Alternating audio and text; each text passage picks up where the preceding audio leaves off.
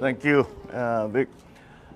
Yes, as Attorney Vic has just said, we have been, of course, following the count. At ganun na nga, as of this hour, 98+% have already been counted at ang bilang ng boto ko ay nasa 31 million plus.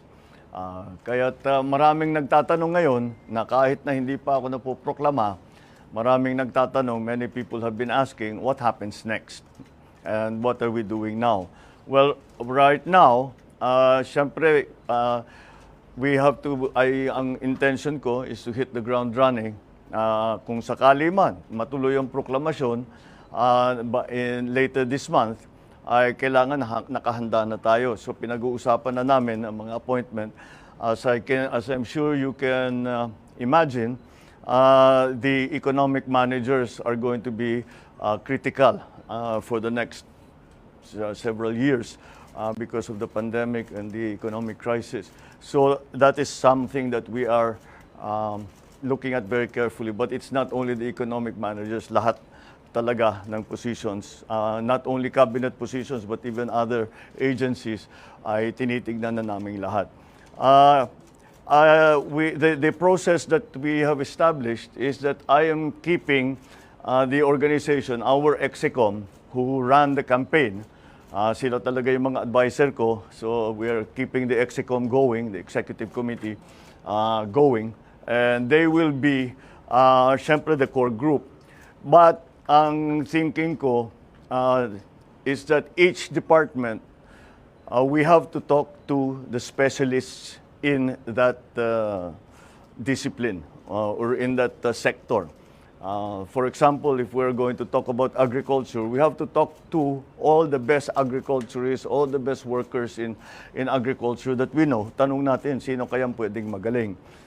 The same thing with all the other departments. So there is a core group, and all the other departments are also will also have their own advisors that will advise the I suppose the standing committee and of course myself.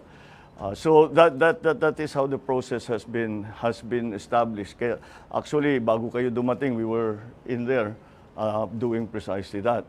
I'm continued to be guided by, as I've said before, a competence and a willingness to work with the next administration. So we have removed, in our discussions, we remove immediately what their political leanings have been. Kung lumaban ba sa atin, kung sumama ba sa atin, that's not going to be part of the discussion. I'm also guided by the critical areas that we talked about during the campaign. So yun ang mga inuuna natin. Of course, it's the economy, prices, it's the price of energy, lack of jobs, education, infrastructure, all of these areas that are going to be critical in the next few years. So ganun ang aming ginagawa, and that has been the process. That has been the process so far. I'm also guided by the fact that 31 million of our kababayans have voted for unity.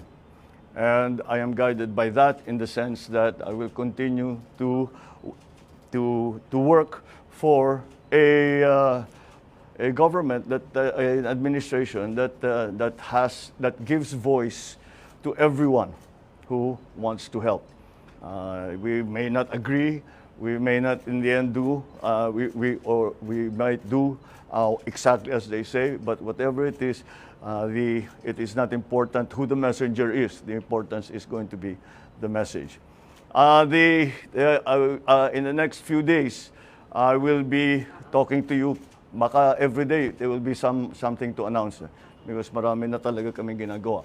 So in the next few days, we will continue to keep you informed about what's going on.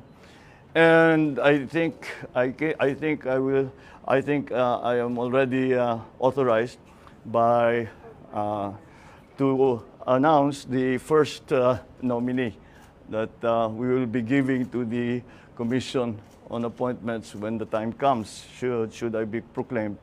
And that is that our incoming Vice President has agreed to take the brief of Department of Education.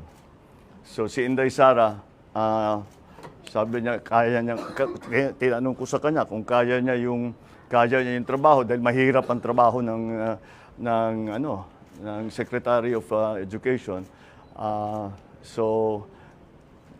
Pero nag-agree naman siya at palagay ko kasama na diyan dahil she is a mother and she wants to make sure that her children are well trained and well educated, and that's the best motivation that we can hope for. So that is the first announcement that I can make that has come out of this process. So again, it is 31 million. I know the counting is not over. It is not yet official, but I can always say, I always guided and I always look to the fact that 31 million of our countrymen voted for unity. 31 million of our countrymen have agreed to unify and help us unify the country. And those are the basic principles that we continue to follow. So I won't be taking any questions as I have very little more to announce. So thank you very much. Good evening.